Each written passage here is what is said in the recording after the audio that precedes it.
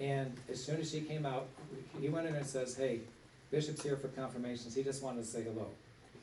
She just walks out and she just starts profusely crying. And I called her by her first name. I said, listen, I know you feel stuck.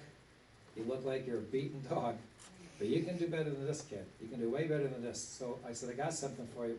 Would you put this on? She didn't hesitate to put that scapular on. I mean, just put it on right away. And while she was crying, I said, listen, I promised to pray for you. I just wanted to ask you, would you just pray to Mary, just 3 Hail Marys every day, ask Mary to help you. You can do better than what you're doing. But she had already reached rock bottom. I could just tell. And within, I'm not exaggerating, within 2 weeks she was off the drugs, never went to rehab, off the drugs, and back to church. That's God's grace. That's nothing to do with me or anything I said. She put that scapular on, she prayed those Hail Marys. So that's what we got to get people to do, is to pray. And try our best to, you know, even if it's, you don't have to pray a lot, but just anything. We read in the Glories of Mary by St. Alphonsus of Liguori how little sometimes people did to honor the Virgin Mary, and our Blessed Mother will just reward them abundantly. So get the person to pray. That'd be important, you know, and it starts somewhere, no matter how basic it is, get them to pray. If they can pray, God's grace will start working on it. And I believe not only that, but divine providence let things happen and fall into place that all of a sudden they start seeing the hand of God in their life, like they get scared, like, my gosh, how did this happen? How did that happen? You know, God does love me. God does care for me. You know, that type of thing. But some people give up, and they just think, well, I'm just a hopeless cause, and the heck with it. So, Father Anaya is staring at me. It's not polite to stare, Father. Oh, now he got his glasses on. I agree with this. Okay, Father, Father Fom's ready? About 20 minutes. Okay, 20-minute break. Thank you for listening. You've been very kind. God bless you too.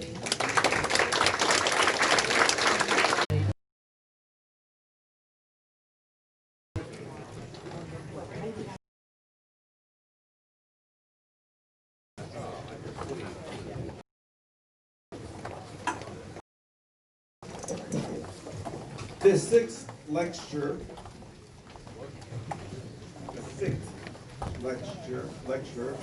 of this conference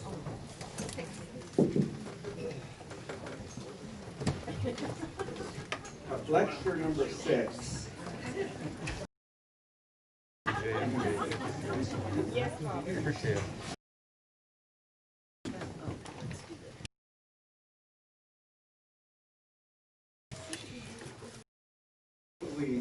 Is an example of today. Fom was born in Hanoi, Vietnam. And having studied and truly seeking the truth, saw the errors that we should not see in what we call the church, in the Vatican II church. So, having gone through his journeys, took him to the bishop and the seminary, and having done his studies, he was ordained on December the 12th, 2 years ago. I was asking Father Fom about some of these words. Did you know the word for father in Vietnamese is cha? Cha. Cha? Cha Joseph. How do Fom. So, ladies and gentlemen, Cha Joseph. How do Fom.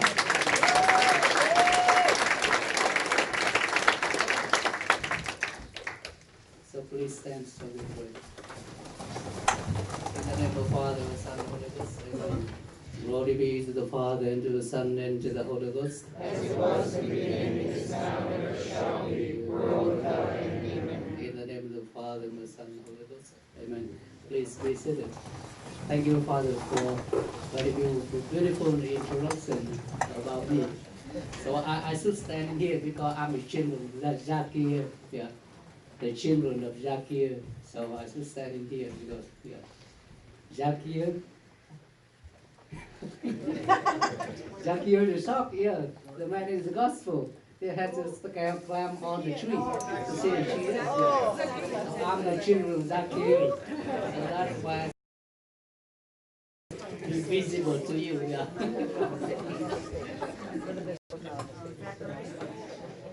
Into three parts. Yeah. To be very briefly, and the second part will be the starting point and how my journey here has undergone. Yeah. And the last part will be few remarks and some question about me. Yeah, you may need some more information here. You can wish here. So okay, so who I used to be. Yeah. So I was born in 1973, and at the age of 25, I entered the seminary in Hanoi. Yeah. 88, and I study in time of 8 years. Yeah, on May 7th, 2006. So I was ordained Vatican to preach. So after the ordination, I worked as an assistant priest, and also as a pastor for 1.5 years.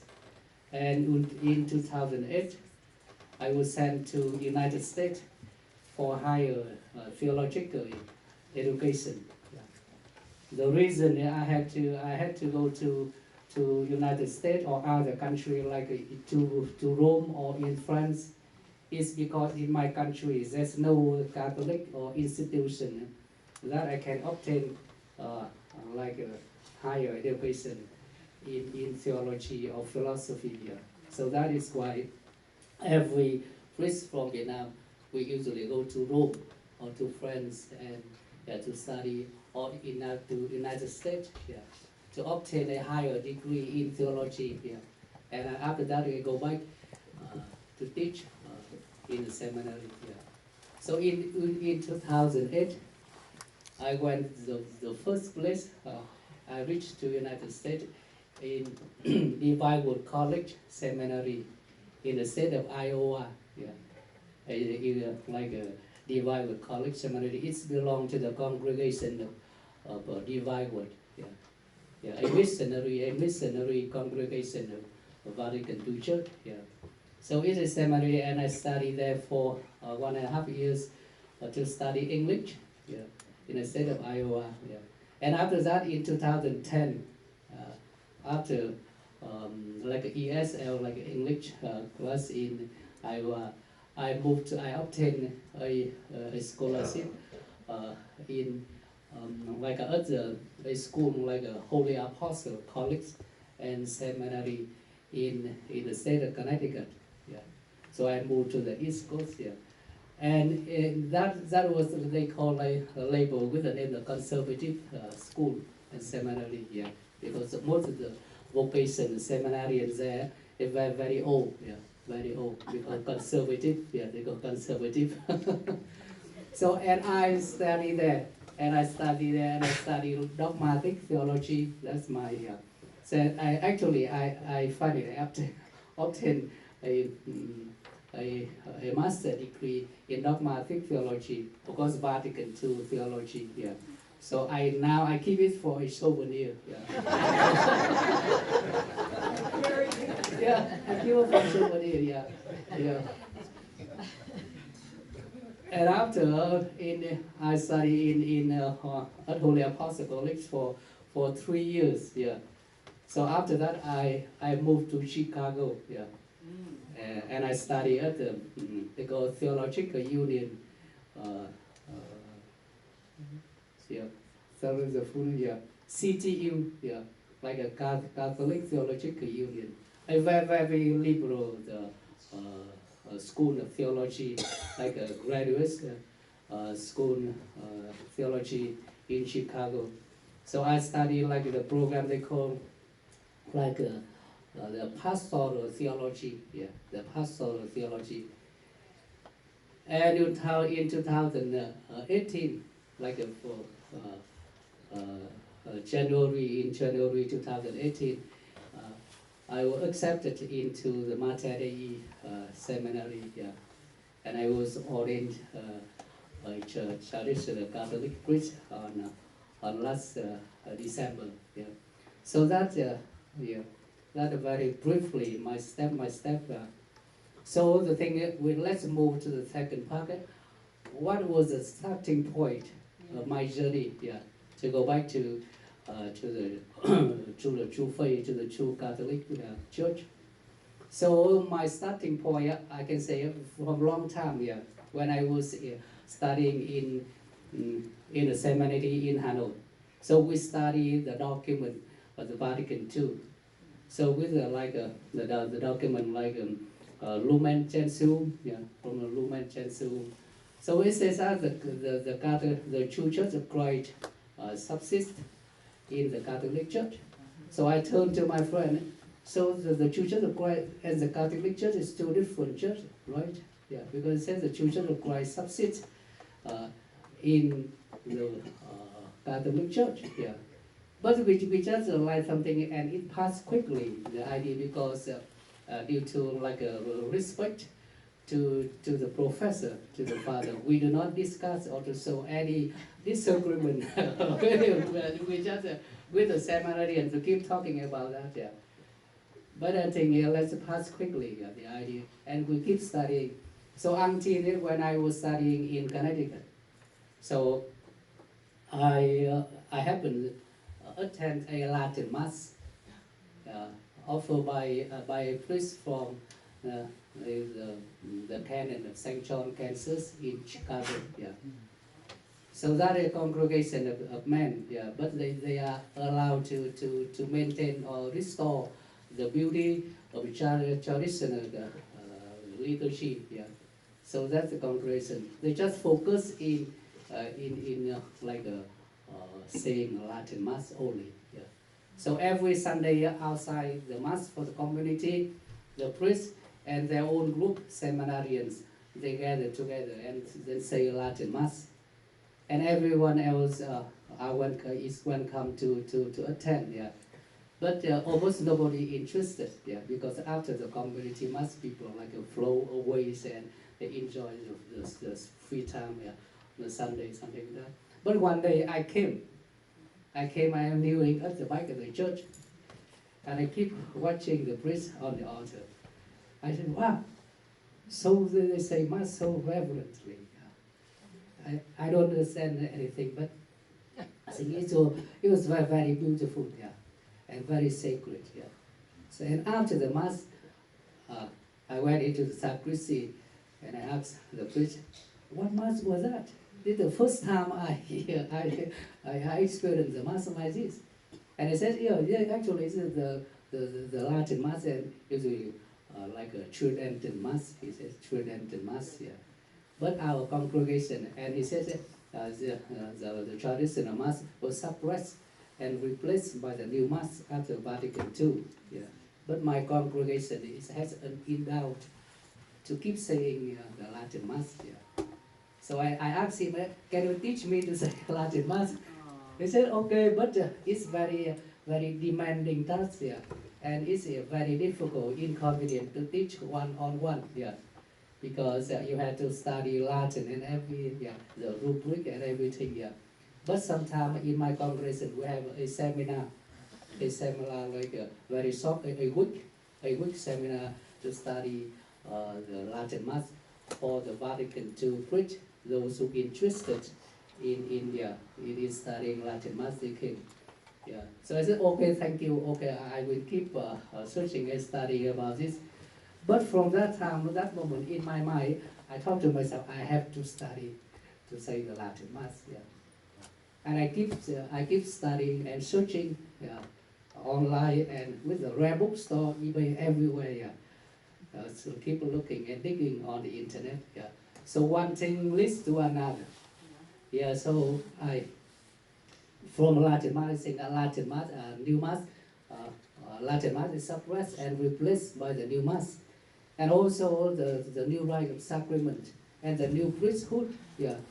So the more I discover, I became doubtful about myself. Oh, so who I am before God. Yeah. So is my priesthood it's true? It's true or valid, or I am a fake, a phony priest before God. Yeah. So I become very, very struggling with myself, yeah. Very, very uncertain about myself, yeah. And from that time, I stopped saying the new mass, yeah. I don't say the new mass, but I keep studying in the school. But as if like my body is a school, but my soul will go around somewhere. I maintain I study in the school, but I take my private time to study about the traditional faith, yeah, and everything. So I one thing came to my mind. I have to decided that I have to validate my priesthood. I cannot like struggle or stand variable like with the idea that whether I'm a priest or not, may or may not. Yeah, I cannot like a struggle. It's unbearable to me. Yeah. So how to validate the Vatican, my priesthood, the ordination I received from the Vatican to church. So I contact with the different traditional Catholic group. Like the first one, I went to like the fraternity of Saint Peter. Yeah, yeah. So I went, I through like people, so I can reach. I went to a huge seminary, like a Guadalupe seminary, just in outside the city of Lincoln, Nebraska. Yeah, they had a huge and beautiful seminary. Yeah, so I went there and stayed with them for a week. Yeah, like a seminarians. Yeah, and it's very traditional way of life. Everything they pray Latin and wearing the cassock. Everything very traditional. Yeah, but the only thing they study the formation of the ordination. Their ordination is administered by the Vatican to bishop. Yeah. They invite the bishop of the Diocese of Lincoln came to ordain them, yeah, to the priest, and using the traditional rites of ordination. Yeah. So in my mind, oh, so that is the same. Your essence almost the same like me, because you are ordained by the Vatican to bishop, like I was. Yeah. So after that, I had no like contact with them. Yeah. As the next group, I went to the LSPX, the society. Yeah. And through a priest in Chicago from LSPX Church in Chicago, through with the help of him, I can go to like the LSPX headquarters in just at the north city of Kansas. Yeah, the headquarters, the American district. Yeah, and when I went there, I stayed there for almost a week or so. Yeah, and I had chance to talk with Father Superior, American District Superior, Father Wagner. Yeah, he's German. Yeah, yeah. So and I stay there. Yeah. And I discussed with them, with other priests, and I asked them the specific question. Could you tell me my Vatican, my priesthood is valid or not? Yeah, that's the specific question I want you to tell me. Yeah, yeah, I am a priest or not, or my Vatican II priesthood is valid or not? Yeah, and some of the priests, some of the priests, the French, they are talking like a teleconference, video. They are talking about evaluation, the validity of sacrament, Vatican to the new sacrament. They are talking sacrament of confirmation. Yeah. So I asked him, can you tell me if the Vatican II priesthood is valid or not? And they say, oh, yeah, it's very complicated question. Yeah, it's very complicated question. To give you like the answer, we need to verify and to study very in details. Yeah, the right ordination and the person who ordained you and everything. Yeah. So when I heard them say that, I feel okay. You are not certain about yourself, yeah. Yeah. You are not certain about yourself. So I thought, okay, not the place for me to find the answer. Yeah, not the, and find and later I found out that because the society they are working with the Vatican II priest also, yeah. So many the Vatican II priest yeah, they are working and associated with the NFPX, yeah. So I think August is say goodbye. And yeah, and I keep searching and studying, yeah, on the internet, and finally, like it's Provence, yeah, Providential, yeah, Providential. I saw like the website cmi.org, yeah, yeah, cmi.org, yeah, the website, and it was interesting. It's surprised. I saw the picture of Bishop took, and his declaration, yeah, on that. I said, oh my goodness, this is the right place, yeah. Yeah, this is the right place, yeah. And from the website, CMI website, I found the system of the school and the seminary material in Omaha, yeah. And immediately I emailed Bishop, yeah, to try to reach him, to contact him. But I received no response. I tell him, Your Excellency, I'm a Vatican II priesthood. I want to. I'm very uncertain and worried about my priesthood. I want to go back to the church, yeah, and to receive and specifically to be reordained, to be like become a traditional Catholic priest. But I received no answer. Yeah. So I keep waiting. At that time I was in Chicago, yeah, like 7 hours away. So for more than almost 2 months, yeah. So I that was in 2017, yeah, in 2017. So one weekend I decided to drive, yeah, to take drive, yeah, 7 hours away, so drive there and pray the Holy Rosary, and and when I arrived here on the Sunday at 10, yeah, because the mass Sunday at 10. So I try to come on time to attend the mass, and after the mass I had chance to talk to the bishop, not to what I expected. Yeah. But when I came, the bishop was not in Omaha on that Sunday. Yeah. Yeah. So after the mass, I met Father Anthony. Father Anthony, yeah, and say, yeah, yeah, Anthony, and I introduced myself to Father Anthony, and I asked him, tell the bishop my story, yeah. And he said, okay, I will let the bishop know about you, yeah. Okay, and I thank you and ask him for blessing, and I returned to Chicago, yeah. But I keep waiting for about a couple of weeks. Nothing, yeah. Nothing, no response, yeah. And I take another trip, yeah, to Omaha. But it happened like the last one, yeah. The bishop was not there, yeah. Because later on I found he was very, very busy with his pastoral plans, yeah. He go out always like out of town, so almost to confirmation and something. Yeah. So I talked to Father Anthony, and I talked with seminarian like now Father Saunders, and Deacon Dennis McGuire, the seminarian there. So again, I asked, please tell the bishop about me, yeah. And it's okay, I will tell bishop. But no, yeah, the same, yeah. Like a couple of weeks later, nothing, yeah. So the third one, I took another trip, yeah. Because there's no way to reach the bishop, so I had to go like without appointment, yeah.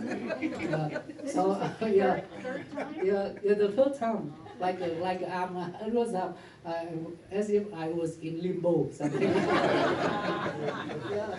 So I took another trip, and I prayed the rosary, and I give a condition. like a bargaining with God. God, and Blessed Mother, yeah. Let me see the bishop today. Let me see the bishop this time, yeah. If I don't see him, maybe something wrong. You don't want me, yeah, to go this way, yeah. Yeah. I give a very, very specific condition. So it was, God accepted my prayer. So when I arrived in Omaha, I just parked and got out of the car.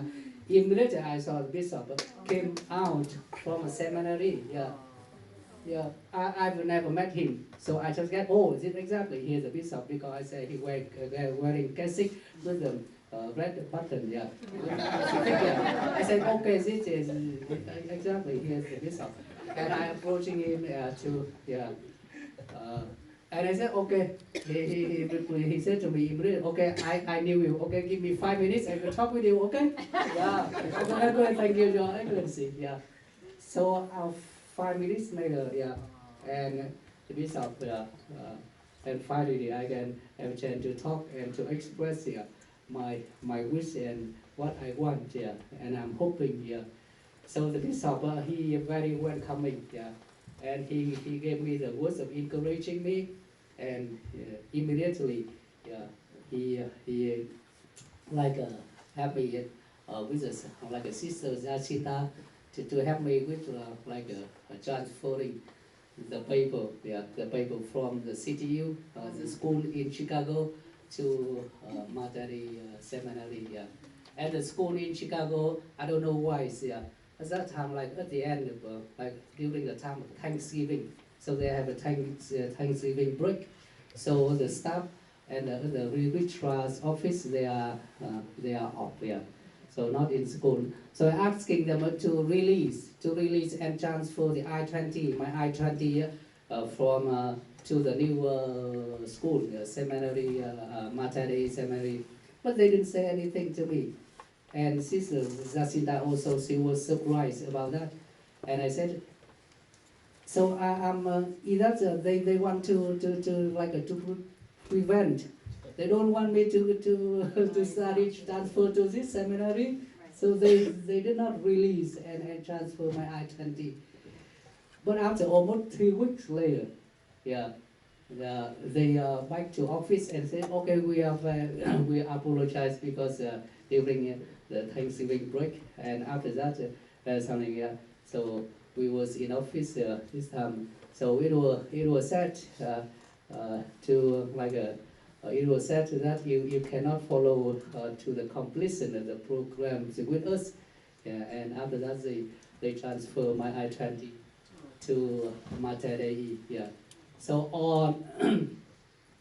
on the 15th, on January 15th, yeah, in 2018, I packed all my belongings and keep going. And this time, I was very happy, and I was very how to say, it makes worrying also, because I didn't go to study from the beginning. Yeah. I have nothing, yeah.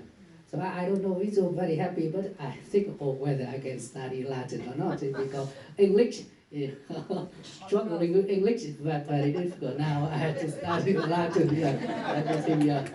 So and I entered the seminary. Father Boha, yeah, is waiting. He was waiting. And he welcomed me to the seminary. Yeah, and right after that, like a week in the seminary, the bishop said, "Okay, Joseph, was studying to serve. Okay, to serve mass. Yeah, you study and ask seminarian will help you to study to serve the mass." I think, oh, how can I serve the mass? Yeah, because when I heard the people, they say they serve the mass. They say. They respond very smoothly and very quickly. I said, oh, how can I memorize the Latin so that I can serve the Mass here? But the only thing is to pray.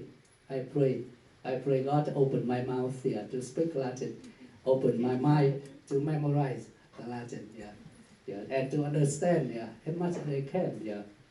And finally, I can go through. And the thing is, in Omaha, when I was in Omaha, I studied there for for full 2 years, 2018 and 2019, and 2 full years we study all through the summer. So it is equivalent to 3 years with 6 semesters here. So step by step, I was advancing in the holy orders. So with the first council and everything, and finally the last step, I was ordained to the priesthood on the feast of Our Lady of Guadalupe, December 12th, 2019. And it was very happy to me.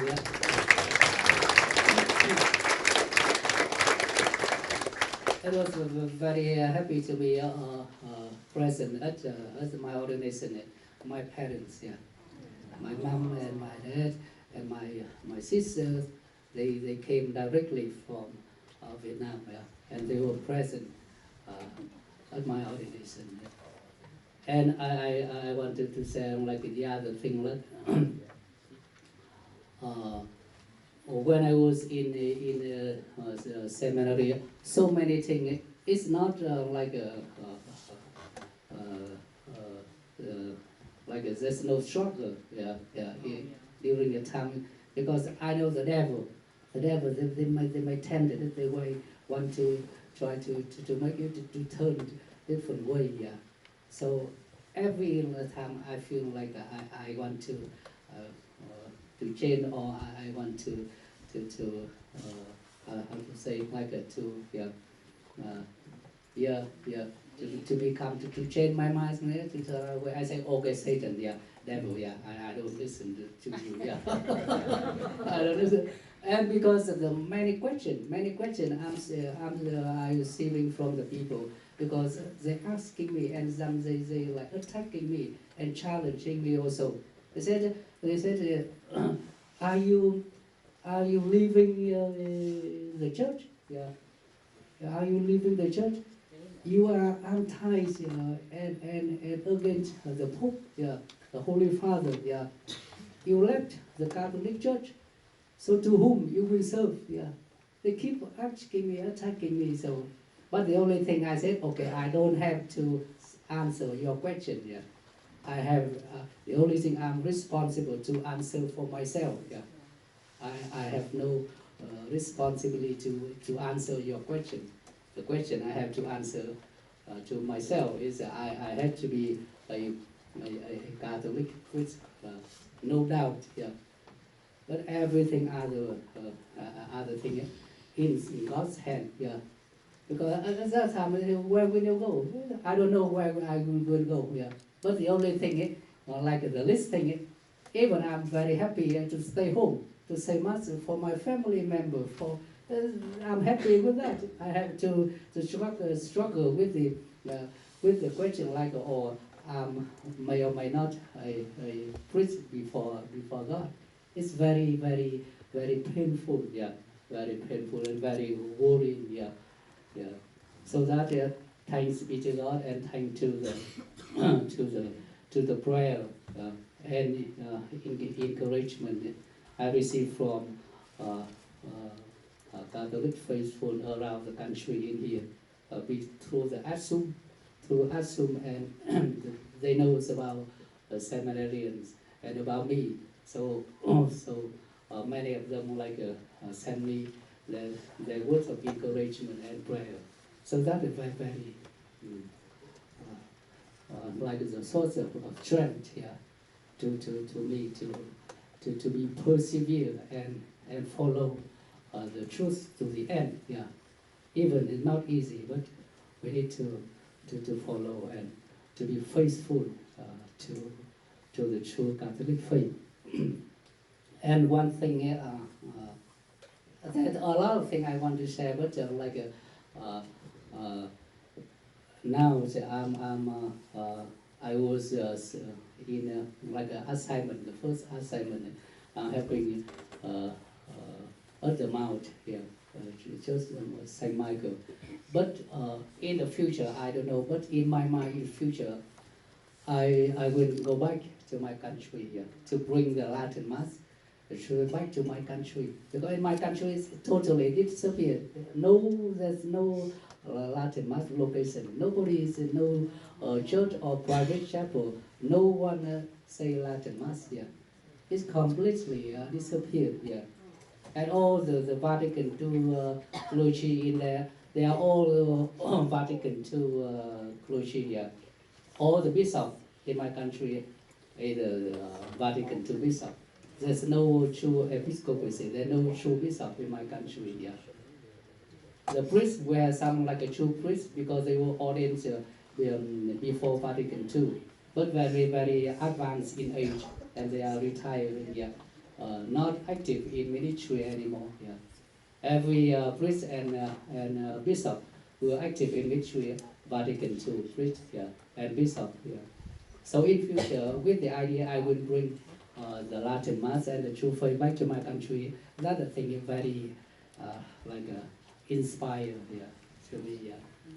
And the bishop, I remember once in the class, he said, our bishop, he said, Bishop took, yeah.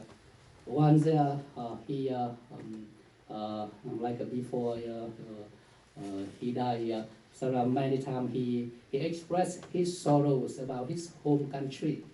He said it was very sad to me because the country is the land of the Holy Mother, where a lot of people die for shed their blood for the true faith.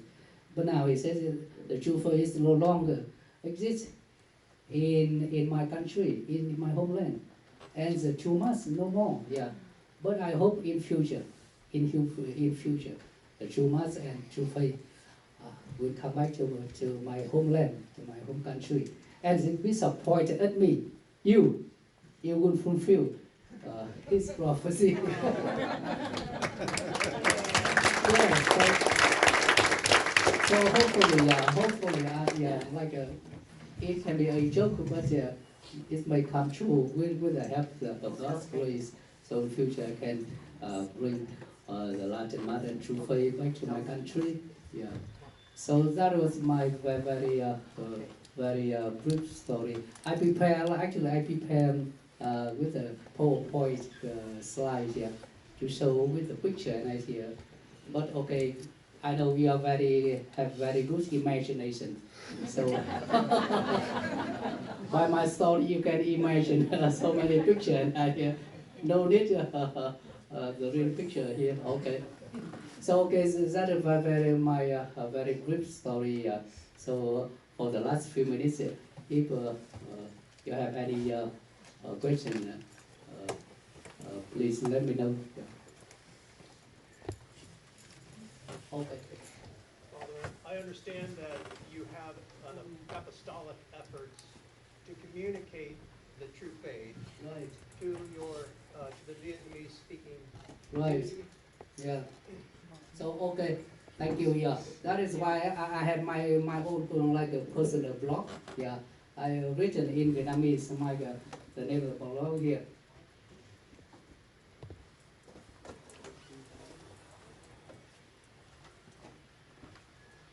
Okay.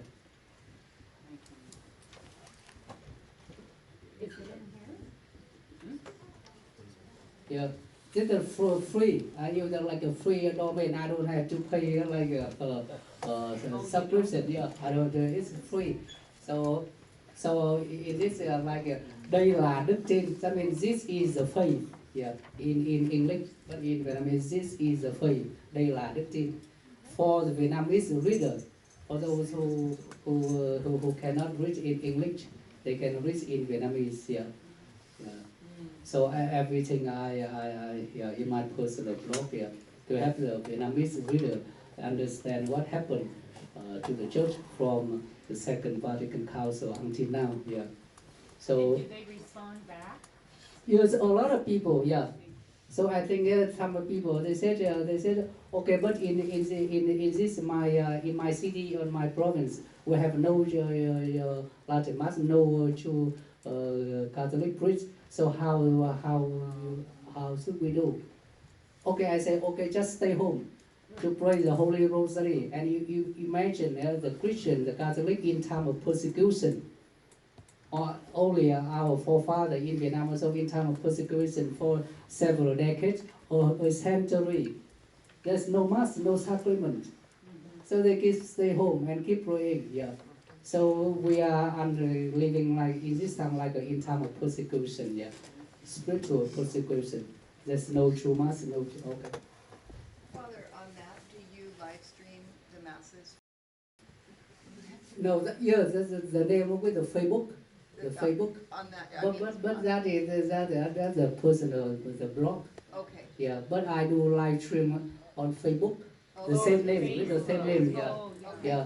So the people, my family and friends from all over the world, they can the Catholic. They are from Singapore and Australia.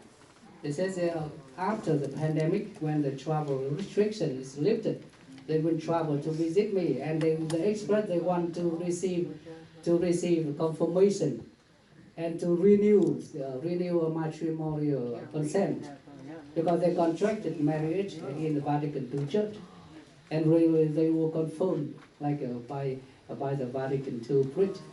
So that is why they said that when they come, they come from Singapore and Australia, they will visit our church, and if possible, they wish to receive a confirmation by our bishop, and they want to renew the matrimonial consent and to receive a nuptial blessing. Yeah, I said it's great. Yeah, please come. Yeah, yeah. Please come. Yeah, you are welcome. And I can say like a personally, even you don't ask, but I can say you like one thing I was struggle and a lot with the idea about that. If I was not a priest, so how about the 12 years before I say the new mass and I receive the stipend? Yeah. So what happened? What because I'm not a priest.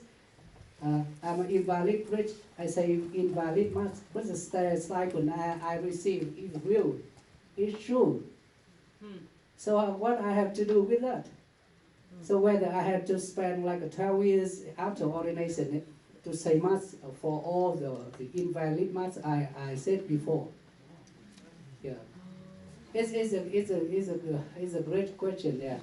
So finally I get found in this book. Michael David, Father. Yeah. From like from the sacrament. Yeah. Sacrament theology from in this book. Yeah, from Margaret, yeah, I read to you, yeah. So on page 25, but the last paragraph and the last sentence. So it's easy like to be overlooked, yeah. Because the last paragraph of the chapter and the last sentence in here, what is said in here, or it's about the repetition of sacrament, yeah. For the repetition of sacraments. So 3 sacraments cannot, you receive only once, yeah. You cannot repeat it, yeah. Like baptism, confirmation and ordination. But here for the ordination, it said, ordination that has been doubtfully bestowed must be repeated conditionally and secretly. But for me, the ordination, my ordination, it's not conditional, it's not doubtful, it's absolute, yeah. It's absolute invalid, so it's not doubtful, but the same principle. The Holy Office is the phrase, facto verbo cum simo, in order that masses celebrated by the ordinand, which might have been invalid, I mean the mass I offer before invalid, may be supplied out of the treasury of the church, so that the conditionally ordained priest is not obliged to repeat the masses already said by him. That's God's grace, yeah, God's grace. Because all the mass are the invalid mass I said before, and receive a stipend, true, the real stipend, but invalid mass. So right after my ordination is validated automatically. and immediately all the invalid masses I offered before will be supplied by the treasury of grace of the church. Yeah. So thanks be to God. Okay, my time will be over. Okay, we have 5 more minutes. So, okay. Okay. Oh, there's another question. Did you have to practice true devotion to Mary when you were a valid priest? Did you have some kind of devotion to Our Lady? Yeah, but we did, but only, you know. Father, can you repeat the question? Oh, yeah. Repeat the question. Well, but we didn't hear the question. Okay, you're like a promo. Yeah. I asked him if he practiced true devotion to Our Lady or some devotion to Mary before. Did you practice true devotion to our blessed? Yeah, but I actually I had to say that I was born and grown up in Vatican II Church. We don't hear like some the name of the devotion something else later. Now I know, but we practice it. The most important and common to pray the Holy Rosary. And I don't know what the true devotion or something I never heard, and I never heard about like the consecration to the Blessed Mother according to Saint Louis de Montfort. I have to know because that devotion is not promoted in my country, so I never heard about that. The only thing I keep praying the Holy Rosary, and my mom and in my family also. We'll pray for the Holy Rosary every day. Every day. So when I was a small young kid like that, so every day, because my parish, Vatican II parish, is they call priestless parish. There's no priest. Yeah. So we don't have we don't have mass daily. So the people, my mom always woke up all the family to pray the rosary in the family. And the thing is, at that time, I don't feel the need of praying at all because I was so young. The only thing I want to sleep. Yeah. So when I was standing on the couch so far to pray, I say, my mother, Mary, and the rest of the family, Holy Mary, something like that. But I just say respond only 1 or 2, and I fell into sleep. And my mama told me, wake up! Holy Mary, wake up! Yeah. Oh, when sometimes my mom and my father throw me a pillow. Wake up! Yeah. So. Honestly, at that time, I was not happy at all because I just want to sleep.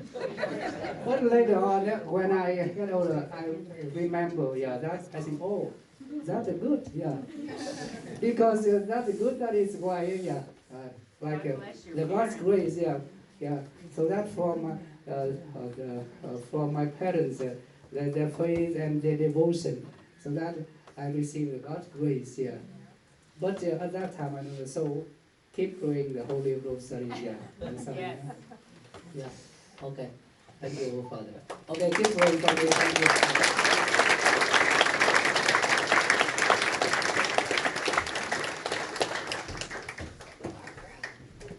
Thank you very much, Father. What we will do at this point in time, we'll pray grace. Father, lunch will be provided. Father Mary Bendick has a few announcements, and then we'll let you get going with the rest of the day. And see you back at the mount. So you stand for grace. In the name of the Father, and of the Son, and of the Holy Ghost. Amen. Bless us, O Lord, in these thy gifts which we are about to receive from thy bounty through Christ our Lord. Amen. Our Lady of Fatima. Pray for us. In the Father, and of the Son, and of the Holy Ghost. Amen. Just one moment, please. All right, so my only announcement is, I don't have the schedule in front of me, but it's lunch and open house here at the City of Mary. So you've obviously seen our church. We do have the cemetery on the top of the hill. If you wanna take a walk, I say take a walk because I see Brother Sebastian parked the van right in the road to go to the cemetery. So unless he moves it, it'd be impossible to drive up there. You can have a visit to the cemetery. You also can walk or drive over to the minor seminary and see the chapel we have there, the school where we have the minor seminary. So the schedule says 1:45 light lunch, open house at the City of Mary, and 3 o'clock leave for Mount St. Michael. So if you're riding on the bus, you wanna make sure you're there at 3 o'clock. Is Brother Sebastian around here? He might just drive the bus over to the minor seminary, so you can have a ride over there. See the cemetery.